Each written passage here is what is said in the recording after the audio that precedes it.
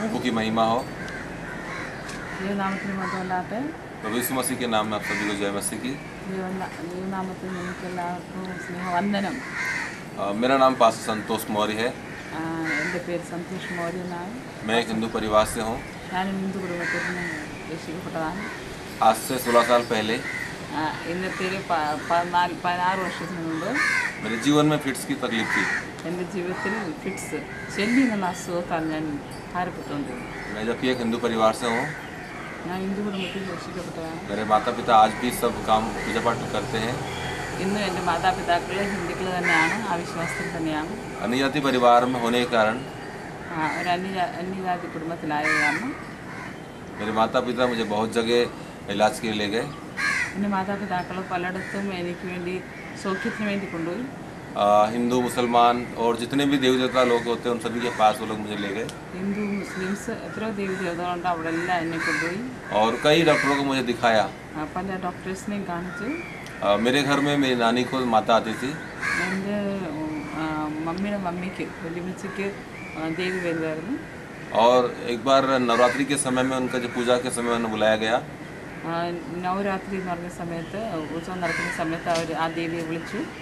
उस समय जो मेरी नानी की देवी आती थी उन्होंने उनसे पूछा गया कि हमारे बच्चों को तकलीफ़ क्यों है। എൻ്റെ നാനിയോട് നേരെ ചോദിച്ചു, വലിയമ്മച്ചോട് ചോദിച്ചു, എൻ്റെ മോൻ എന്താ ഇങ്ങനെ കഷ്ടപ്പെടുന്നതാണ്. तो उन्होंने बोला कि ये बेटा अब हमारे परिवार का नहीं है, इसकी जिम्मेदारी हमारे नहीं है। അപ്പോൾ എൻ്റെ മമ്മിയുടെ കുടുംബത്തിലുള്ള വലിയമ്മച്ചി പറഞ്ഞു, ഇനിയിപ്പോൾ ഇത് ഞങ്ങളുടെ കുടുംബത്തിലുള്ള അല്ല, അതുകൊണ്ട് ഞാനിതിനെ ശരിയാക്കാൻ പറ്റത്തില്ല. इस बात को सुनने के बाद मुझे बहुत दुख लगा। ആ ദേവി അങ്ങനെ പറഞ്ഞപ്പോൾ എനിക്ക് വളരെയധികം വിഷമമുണ്ടായി. ये सब बातें जब हो रही थी उस समय मैं अपने मामा घर इंदौर में रहता था। ഈ പ്രശ്നങ്ങളൊക്കെ എൻ്റെ ജീവിതത്തിൽ നടന്ന സമയത്ത് ഞാൻ इंदौर എന്നൊരു സ്ഥലത്ത് എൻ്റെ അമ്മാവിൻ്റെ വീട്ടിൽ താമസിച്ചുകൊണ്ടിരിക്കുകയായിരുന്നു. जहाँ मेरे माता पिता रहते हैं उस जगह का नाम उज्जैन है। എൻ്റെ മാതാപിതാക്കൾ താമസിക്കുന്നത് ഉജ്ജയിനിലായിരുന്നു. और इन सारी बातों के बाद वापस मैं अपने घर उज्जैन आ गया। അത് കഴിഞ്ഞിട്ട് ഇങ്ങനെയുള്ള കാര്യങ്ങൾ എന്താണെന്ന് കഴിഞ്ഞിട്ട് ഉജ്ജയിനിൽ ഞാൻ തിരിച്ചു വന്നു. और मेरे जो दादी है, मतलब मेरे पापा की मम्मी, उनको भी देवी आती है। എൻ്റെ പപ്പായുടെ മമ്മിക്കും ഇങ്ങനെ ദേവി വരും. मेरी दादी जबकि यूपी में उत्तर प्रदेश में रहती हैं। എൻ്റെ പപ്പായുടെ മമ്മി യു പിയിൽ താമസിച്ചുകൊണ്ടിരുന്നു. वहाँ से उन्हें उज्जैन बुलाया गया। അവിടുന്ന് ഉജ്ജയിനിൽ അവരെ വിളിപ്പിച്ചു. उनके शरीर में भी माता आई। അവർ ശരീരത്തും ആ ദേവി വന്നു. और उसके बाद उनसे पूछा गया कि हमारे बेटे को तकलीफ़ क्यों है। അന്നേരം ആ ദേവിയോട് ചോദിച്ചു, എൻ്റെ മകൻ എന്താ ഇങ്ങനെ കഷ്ടപ്പെടുന്നത്. इस तरह से जब मेरी नानी से दादी से पूछा गया, दादी के अंदर देवी थी, उनसे पूछा गया तो वो बोली मेरे बस का नहीं है। ദാദി എന്ന് പറഞ്ഞാൽ പപ്പായുടെ മമ്മിയോട് ചോദിച്ചപ്പോഴത്തേക്ക് പറഞ്ഞു, ഇത് ഈ അസുഖം സുഖമാക്കാനുള്ളത് എന്നെക്കൊണ്ട് സാധിക്കത്തില്ല. इस बात को सुनकर एक और बार मुझे बहुत दुख लगा। അത് കേട്ടപ്പോഴത്തേക്കും പിന്നെ എനിക്ക് വിഷമമായി. क्योंकि जिस देवी देवता को हम लोग पूरे परिवार से पूज रहे थे, ഇത് കേട്ട് എന്നെക്കൊണ്ട് പറ്റത്തില്ല, എനിക്ക് സ്വപ്നം തരാൻ കഴിയത്തില്ല എന്ന് ഞങ്ങൾ ജീവിതകാലം മൊത്തം സേവിച്ച ആ ദേവി ദേവതകൾ. नानी की देवी बोलती है ये हमारे परिवार का नहीं है, दादी की देवी बोलती है ये मेरे बस का नहीं, मैं इससे अच्छा नहीं कर सकती, तो हम किसके पास जाएं। എൻ്റെ മമ്മിയുടെ ദേവി പറഞ്ഞ് ഇത് ഞങ്ങളുടെ കുടുംബത്തിലെ അല്ല. പപ്പായുടെ മമ്മി പറഞ്ഞ് ഇതിനെ സുഖമാക്കാൻ എന്നെക്കൊണ്ട് കഴിയത്തില്ല, ഞങ്ങൾ ദേവിയെ പൂജിച്ചിരുന്ന ദേവികൾ എനിക്ക് വിടുതൽ തരാൻ പറ്റിയിട്ട് ഞങ്ങൾ എവിടെ പോകുന്നു. इस तरह से मैं बहुत उदास हो गया कि अब मैं कभी जीवन में अच्छा नहीं हो पाऊँगा। ഇങ്ങനെ എങ്ങും ഇനി എനിക്ക് സൗഖ്യം കിട്ടത്തില്ല. അങ്ങനെ ഞാൻ വളരെയധികം നിരാശയായിട്ട് ജീവിച്ചുകൊണ്ടിരുന്നു. क्योंकि जब जब मेरी तबीयत ख़राब होती थी तब तब मेरे हाथ पैरों में, शरीर में, जीवान में बहुत चोट लगती थी, बहुत सा खून बहता था। പലപ്പോഴും എനിക്ക് അസുഖം വന്ന് ചെന്നി വന്ന് ഇങ്ങനെ വീണ് കാലിലും കയ്യിലും നാവിലും അതുപോലെ തന്നെ പല സ്ഥലത്തും എനിക്ക് ഹാർട്ട് ആവുകയാണ്, ഇഞ്ചുറി ആവുകയാണ്. कई बार मैं गाड़ी चलाता हूँ, चलती गाड़ी पर मेरी तबीयत ख़राब हो जाती। പല പ്രാവശ്യം ഞാൻ വണ്ടി ഓടിച്ചുകൊണ്ടിരുന്ന സമയത്ത് തന്നെ, വണ്ടി ഓടിച്ച സമയത്ത് തന്നെ എനിക്ക് ചെന്നി വന്ന് വീഴായി. तबीयत खराब होने के कारण कई बार मेरे परिवार के लोग, मेरे पहचान के लोग मुझे रोकते कि तुम गाड़ी मत चलाओ। എനിക്ക് അസുഖം കാരണം എൻ്റെ പരിചയമുള്ളവരും എൻ്റെ കുടുംബത്തിലുള്ള ആൾക്കാർ പറയും നീ വണ്ടി ഓടിക്കരുത്. इन सारी बातों को सुनकर मैं बहुत ही निराश हो जाता। അങ്ങനെ ഇത് വണ്ടി ഓടിക്കാനോ അല്ലെങ്കിൽ എങ്ങും പോകാൻ സമ്മതിക്കാതിരിക്കുന്ന സമയത്ത് ഞാൻ വളരെയധികം നിരാശപ്പെട്ടു. मुझे लगता मैं जीवन में मैं कुछ नहीं कर पाऊँगा। അന്നേരം ഞാൻ വിചാരിച്ചു ഇനി ജീവിതത്തിൽ എനിക്കൊന്നും ചെയ്യാൻ കഴിയത്തില്ല. कई बार इन सारी बातों को सोचकर मैं बहुत ही उदास और अकेले में रोता। ഇതെല്ലാം ഞാൻ ഇതെല്ലാം ഓർത്ത് പലപ്പോഴും തനിയിരിക്കുമ്പോൾ ഞാൻ ഇന്ന് കരയുന്ന അവസ്ഥ ജീവിതത്തിലുണ്ടായിരുന്നു. ऐसे समय में जब मेरे माता पिता मुझे अलग अलग जॉब पर ले जाते, तांत्रिकों के पास, पंडितों के पास और मुसलमानों को देवी देवता के पास ले जाते, और हर एक जगह मुझे वो लोग अपने तरीके से इलाज बताते, परंतु मुझे कोई आराम नहीं पड़ रहा था। ഇങ്ങനെ അസുഖമായിരുന്നപ്പോൾ എൻ്റെ മമ്മിയും പപ്പായും പല സ്ഥലത്തും മുസ്ലിംസിൻ്റെ അടുത്തും അതോ മന്ത്രവാദികളുടെ അടുത്തും അങ്ങനെ പല ദേവീദേവതകളുടെ അടുത്ത് കൊണ്ടുപോയി.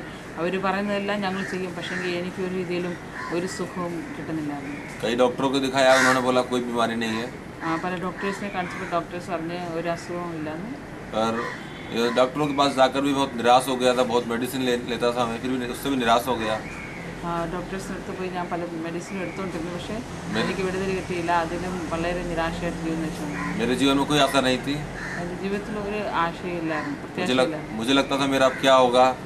ഞാൻ ഓർക്കുമായിരുന്നു ദൈവം എൻ്റെ ജീവിതത്തിൽ ഇനി എന്തോ ആയിത്തീരും. और मैं बहुत ही दुखी रहता था।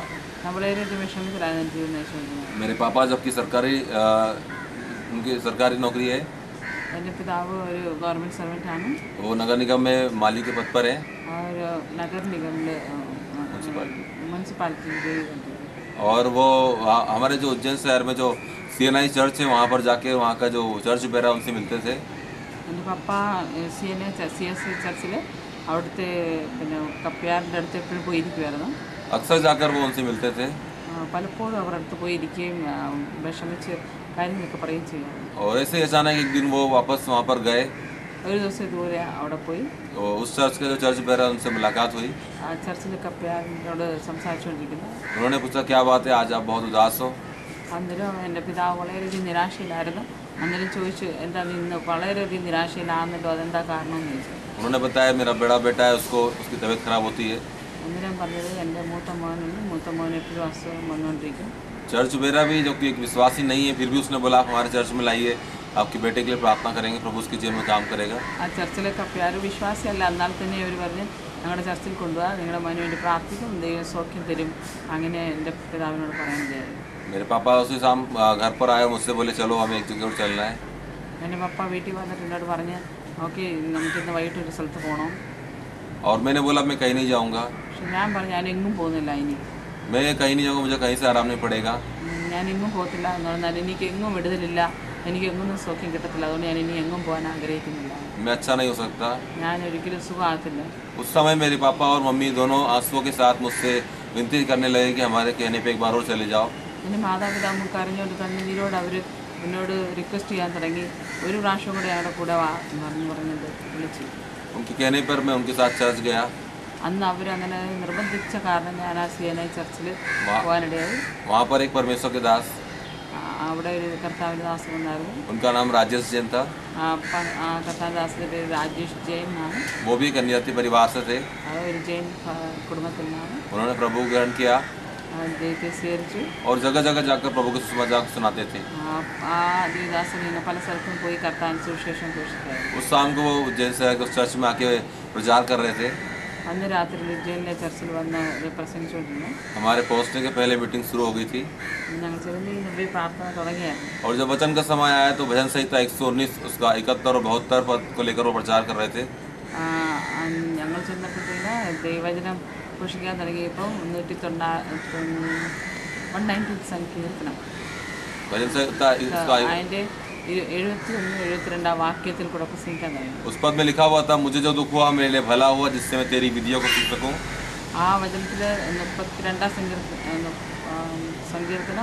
119 സങ്കീർത്തനത്തിൻ്റെ 71-72 വാക്യത്തിൽ എഴുതിയിരിക്കുന്നത് എൻ്റെ ജീവിതത്തിൽ വന്ന ദുഃഖങ്ങൾ എനിക്ക് ഫലമായി തീർന്നു. मैं इस वचन को सुनकर बहुत ही गुस्सा हो गया। അത് അവർ പ്രസംഗിച്ചുകൊണ്ടിരുന്നപ്പോൾ ഞാനിത് കേട്ട് വളരെയധികം എനിക്ക് ദേഷ്യം വരാൻ തുടങ്ങി. क्योंकि जिस दुख से होकर मैं गुजर रहा था वो मेरे लिए बहुत भारी था। ഞാൻ ഏത് കഷ്ടത്തിൽ കൂടെ പോകുന്നു അതെനിക്ക് വളരെയധികം വളരെ ഭാരവും വളരെ ഭയങ്കരമായതായിരുന്നു. क्योंकि मेरे जीवन में कोई आशा नहीं थी, എൻ്റെ ജീവിതത്തിൽ ഒരു പ്രത്യാശയില്ലായിരുന്നു. मुझे हर तरफ मौत ही मौत नजर आ रही थी। എല്ലായിടത്തും എനിക്ക് മരണമല്ലാതെ मुझे कहीं भी अकेले जाने देने से लोग डरते थे। ഞാൻ എങ്ങും തന്നെ പോകാൻ എന്നെ സമ്മതിക്കത്തില്ലായിരുന്നു. मतलब मेरा जीवन दूसरों पे आश्रित था। എൻ്റെ ജീവിതം പൂർണ്ണമായും മറ്റുള്ള ഒരു മനുഷ്യനെ ആശ്രയിച്ച मैं अपने लिए कुछ भी काम अकेला खुद नहीं कर सकता था। ഞാൻ എനിക്ക് വേണ്ടി സ്വയമായി ഒന്നും തന്നെ ചെയ്യാൻ കഴിയത്തില്ലായിരുന്നു. जब परमेश्वर दास इस वचन को प्रचार कर रहे थे, ദേവദാസന് ഈ വചനം സംസാരിച്ചുകൊണ്ടിരുന്ന സമയത്ത് मुझे जो दुख हुआ मेरे लिए भला हुआ, എനിക്ക് കഷ്ടം വന്നത് എനിക്ക് നന്മയ്ക്കായി തീർന്നു. मैं बहुत गुस्सा हो रहा था उस समय। ആ സമയത്ത് എനിക്ക് വളരെ വിഷമമുണ്ടായിരുന്നു. ऐसा लग रहा था कि चर्च से उठकर चले जाऊं, എനിക്ക് അന്നേരം തോന്നിക്കായിരുന്നു അത് എണ്ണീച്ചങ്ങ് പോവാം. पर बड़े ही अपने मन को मारकर मैं चर्च में बैठा रहा।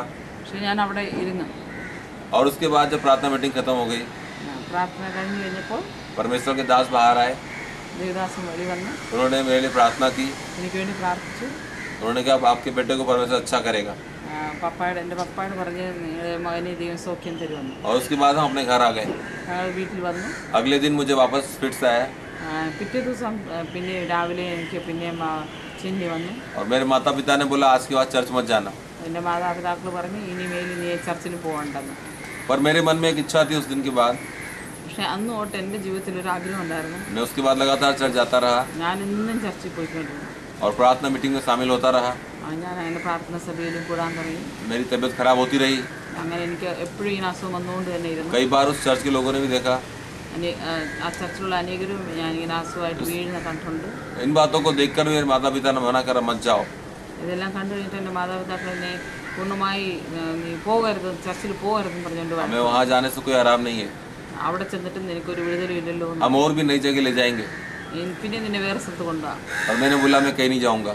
ഞാൻ പറഞ്ഞു ഞാൻ എങ്ങും പോകത്തില്ല. उस बीच में उस चर्च में जाते हुए परमेश्वर के एक दास मिले। അവിടെ ചെന്നപ്പോൾ ഒരു കർത്താദാസിനെ അവിടെ കാണാൻ ആഗ്രഹിച്ചു. उन्होंने जब मेरी भूख और प्यास को देखा, പുള്ളിക്കാരൻ എൻ്റെ ദാഹവും വിശപ്പും കണ്ടുകൊണ്ട് उन्होंने बोला तुम यहाँ पर आओगे तुम्हें कुछ नहीं मिलेगा। ഈ CSI ചർച്ചിൽ നിന്ന് വരുവാണെങ്കിൽ നിനക്കൊന്നും തന്നെ ആത്മീയമായി നിനക്കൊന്നും തന്നെ കിട്ടത്തില്ല. उन्होंने मुझे एक पेंटिकोस्टल चर्च के बारे में बताया പിന്നെ അവർ പെന്റിക്കോസ്റ്റൽ ചർച്ചിൽ എന്നെ അയച്ചു. और मैं वहाँ जाने लगा। ഞാൻ അവിടെ പോകാൻ തുടങ്ങി. और उसके बाद मेरी मुलाकात परमेश्वर की दासी से हुई। അത് കഴിഞ്ഞിട്ട് ഞാൻ എൻ്റെ കർത്താദാസി ഇല്ലാമ ജോർജിനെ കാണാനിടയായി. और उसके बाद मैं उनके साथ प्रभु बढ़ने लगा। അങ്ങനെ പിന്നെ ഞാൻ അവരുടെ കൂടെ ദൈവസന്നിധിയിലും വചനത്തിലും വളരാൻ തുടങ്ങി. उन्होंने मुझे वचन के बारे में समझाया ദൈവവചനത്തിൽ നിന്ന് വളരെയധികം എനിക്ക് ടീച്ചിങ് തന്നു. और मुझे मेरे मन में इच्छा हुई कि मैं परमेश्वर के वचन को और गहराई से जानूं। അപ്പോൾ എനിക്കൊരു ആഗ്രഹം ഉണ്ടായിരുന്നു കർത്താവിൻ്റെ വചനം എനിക്ക് ഒന്നും കൂടെ ആഴമായി അറിയണമെന്ന്. और मैंने उनसे बोला मैं बाइबल कॉलेज जाना चाहता हूँ। ഞാൻ പറഞ്ഞു എനിക്ക് ബൈബിൾ കോളേജിൽ പോകണം. प्रभु को धन्यवाद दो, उन्होंने बाइबल कॉलेज जाने के लिए मेरी सहायता की। ദൈവനാമത്തിൽ മൊത്തമായിട്ട് ദൈവം എന്നെ കർത്താവിൻ്റെ ദാസിൽ കൂടെ എനിക്ക് ബൈബിൾ കോളേജിൽ പോകാൻ ആഗ്രഹിക്കാനിടയായി. मैं 3 साल लखनऊ में रहकर मैंने बाइबल कॉलेज किया। ലക്നൌവിൽ നിന്ന് 3 വർഷം പഠിക്കാനിടയായി. और उसके बाद 2007 से मैं परमेश्वर की सेवकाई में हूँ। 2007 തൊട്ട് ഞാൻ കർത്താവിൻ്റെ പേരിൽ ചെയ്യുന്നുണ്ട്. उस समय भी मेरी तबीयत खराब हो रही थी, അന്നേരം എനിക്ക് അസുഖം വന്നുകൊണ്ടിരിക്കുകയായിരുന്നു. पर प्रभु का अनुग्रह मेरे जीवन पे था।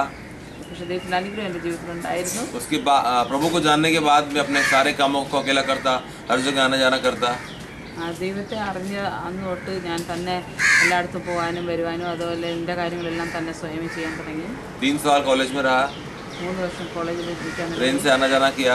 ട്രെയിനിൽ തന്നെ വരികയും പോയി. परमेश्वर ने हर एक जगह मेरी सहायता की। ദൈവം എല്ലാ സ്ഥലത്തും എന്നെ സഹായിച്ചു.